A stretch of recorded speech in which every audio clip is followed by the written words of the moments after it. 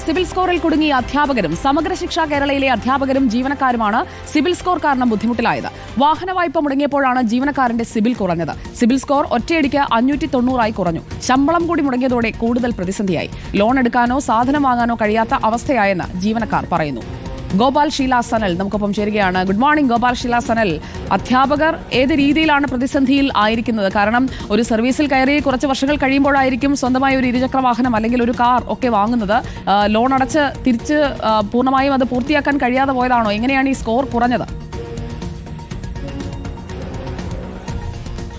Score കുറഞ്ഞത് ഓരോരുത്തർക്കും ഓരോ അനുഭവങ്ങളാണ് സുജയ. ഞാനിപ്പോൾ സമഗ്ര ശിക്ഷ കേരളയിലെ 3 അധ്യാപകർ നമ്മളോടൊപ്പമുണ്ട്.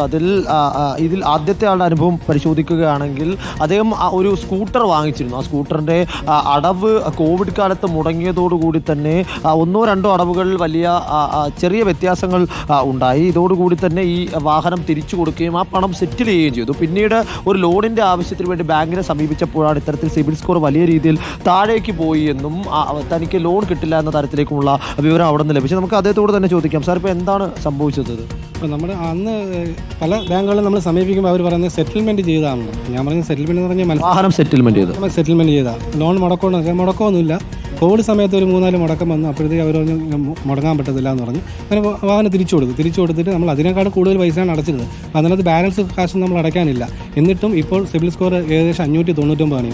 പല ബാങ്കുകളിലും സമീപിച്ച് എനിക്ക് വൈഫിൻ്റെ ഒരു ആവശ്യമായി ബന്ധപ്പെട്ട് കമ്പ്യൂട്ടർ എടുക്കാൻ വേണ്ടി സമീപിച്ചപ്പോഴത്തേക്ക് എല്ലാവരും പറയുന്നത് സിബിൽ കുറവാണ്, അതുകൊണ്ട് കമ്പ്യൂട്ടർ എടുക്കാൻ പറ്റും. ഏകദേശം 4-5 കമ്പ്യൂട്ടർ സെൻ്ററുമായിട്ട് നമ്മൾ കോൺടാക്ട് ചെയ്തു. അപ്പം നമുക്ക് ഒരിടത്തുനിന്ന് ലോൺ കിട്ടില്ല. ക്രെഡിറ്റ് കാർഡുകാർ വന്ന് സമീപിച്ചു. അവരും പറഞ്ഞാൽ നിങ്ങൾക്ക് ഇങ്ങനെ സിബിൽ കിടന്നു കഴിഞ്ഞാൽ ഒരിക്കലും ലോൺ കിട്ടത്തില്ല, ജീവിതകാലം മൊത്തം ഈ സ്ഥിതി തന്നെ പോകേണ്ടി വരുമെന്നാണ് അവർ പറയുന്നത്. ശമ്പളം കൂടെ മുടങ്ങിയതോടെ 3 മാസം ശമ്പളം മുടങ്ങിയപ്പോഴത്തേക്ക് അതും വളരെയധികം രൂക്ഷമായി. നമുക്ക് വീണ്ടും സിബിൽ സ്കോർ താന്നുകൊണ്ടിരിക്കുകയാണ്. ഇപ്പോൾ ഏകദേശം ഞാൻ ലാസ്റ്റ് ചെക്ക് ചെയ്യുമ്പോഴത്തേക്ക് 500 അടുപ്പിച്ചാണ് വന്നേക്കുന്നത്. 590-ലും താഴെ പോയിക്കൊണ്ടിരിക്കുകയാണ് ഇപ്പോഴും സിബിൽ സ്കോർ. അത്തരത്തിൽ മറ്റൊരു അധ്യാപകൻ നൗഫൽ എന്ന് പറയുന്ന അധ്യാപകൻ നമ്മോടൊപ്പം ചെയ്യുകയാണ്. അദ്ദേഹം മകളുടെ പഠനത്തിന് വേണ്ടി ലോൺ എടുക്കാൻ വേണ്ടി സമീപിച്ചപ്പോഴാണ് ഇത്തരത്തിൽ സിബിൽ സ്കോറിലെ പ്രശ്നം അറിഞ്ഞത്, അല്ലേ? മകൾ എന്ന് വെച്ചാൽ 3 മക്കളാണ്. 3 പേരും 2 പേരും +2 കഴിഞ്ഞ ആളും ഒരാൾ ഡിഗ്രി കഴിഞ്ഞതുമാണ്. അപ്പോൾ ഒരാൾ എഞ്ചിനീയറിംഗ്, ഒരാൾ നഴ്സിംഗ്, ഒരാൾ LLB. അതുമായിട്ട് ബന്ധപ്പെട്ട് ചെല്ലുമ്പോഴത്തേക്കാണ് സിബിൽ സ്കോർ ഏറ്റവും കുറവാണ് കാണിക്കുന്നത്. അപ്പോൾ ഈ 2-3 മാസമായിട്ട് സാലറി ഇല്ലായിരുന്നു. അപ്പോൾ അതുകൊണ്ട് ഈ സിബിൽ സ്കോർ വലിയ പ്രശ്നമാണ്. ആ രീതിയിലാണ് ഇപ്പോൾ വലിയ ബുദ്ധിമുട്ടാണ് നമ്മളെല്ലാവരും അനുഭവിക്കുന്ന ഈ ഒരു വിഷയത്തിലൂടെ.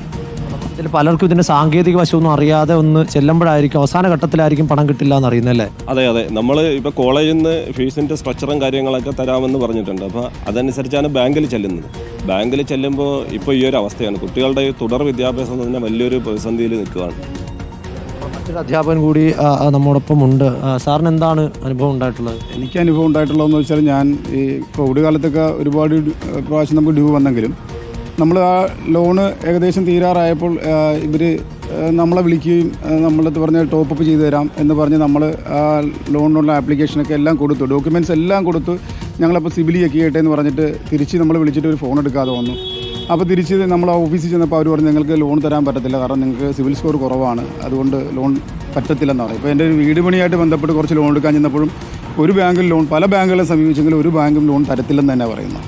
നമ്മളത് കാരണം ഈ നമ്മുടെ ഇത് വെച്ചിട്ട് പ്രമാണം വെച്ച് ബ്ലേഡ് മാഫിയുടെ എന്നൊക്കെ പൈസ എടുക്കേണ്ട ഗതികേടിലേക്ക് വന്നിരിക്കുകയാണ്. പുറത്ത് പറയാനും പറ്റില്ല, അതുകൊണ്ടാണ്.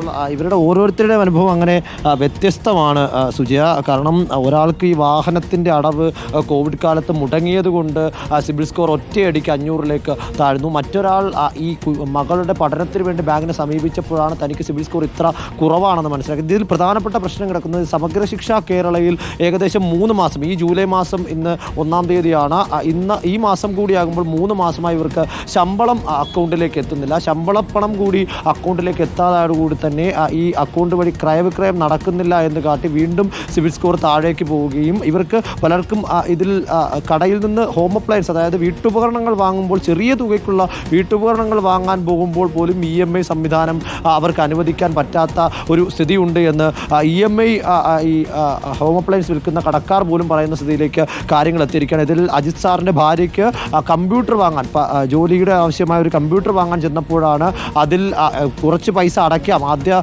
ഡൗൺ പേയ്മെൻറ്റ് അടച്ച് ബാക്കി തുക EMI ആയി തരണം എന്ന് പറഞ്ഞിട്ട് പോലും അതിനുവേണ്ടി പോലും സിബിൽ സ്കോർ ഇല്ല എന്ന് പറയുന്നു. പിന്നീട് ഭാര്യയുടെ അക്കൗണ്ട് എടുത്ത് അതിൽ ആ പാൻ കാർഡ് ഉപയോഗിച്ച് സിബിൽ സ്കോർ പരിശോധിക്കുമ്പോൾ ഭാര്യയുടെ പേരിൽ ഒരു ലോൺ പോലും ഇല്ല, ഇതുവരെ ഒരു ബാധ്യതയും ഇല്ല, എന്നിട്ട് പോലും 600-ലേക്ക് സിബിൽ സ്കോർ എത്തിയിരിക്കുന്നു. സിബിൽ സ്കോർ വളരെ കുറവാണ് എന്ന് കാട്ടി ഭാര്യയ്ക്ക് പോലും ലോണും EMI അടവുകളും നിഷേധിക്കുന്ന ഒരു സ്ഥിതിയുണ്ട്. ഇവരെല്ലാം കൃത്യമായ മാസശമ്പളം വാങ്ങുന്ന സർക്കാർ ജീവനക്കാരാണ്, സർക്കാരിന് കീഴിൽ ജോലി ചെയ്യുന്ന അധ്യാപകരാണ്, അധ്യാപക സമൂഹമാണ്. അവർക്ക് ഈ ഒരു അവസ്ഥയാണ്, അവർക്ക് ഇത്തരത്തിൽ ഒരു പ്രശ്നം നേരിടേണ്ടി വരുന്നുവെങ്കിൽ സാധാരണക്കാരായ മനുഷ്യർ അന്നന്നത്തെ ജോലി ചെയ്ത് വരുമാനം ഉണ്ടാക്കുന്ന സാധാരണക്കാരായ മനുഷ്യർ എങ്ങനെയാകും ഈ ഘട്ടത്തിൽ അതിജീവിച്ച് മുന്നോട്ട് പോവുക എന്ന ചോദ്യമൊക്കെ ചോദിക്കേണ്ടതായിരിക്കുന്നു. സൂര്യ.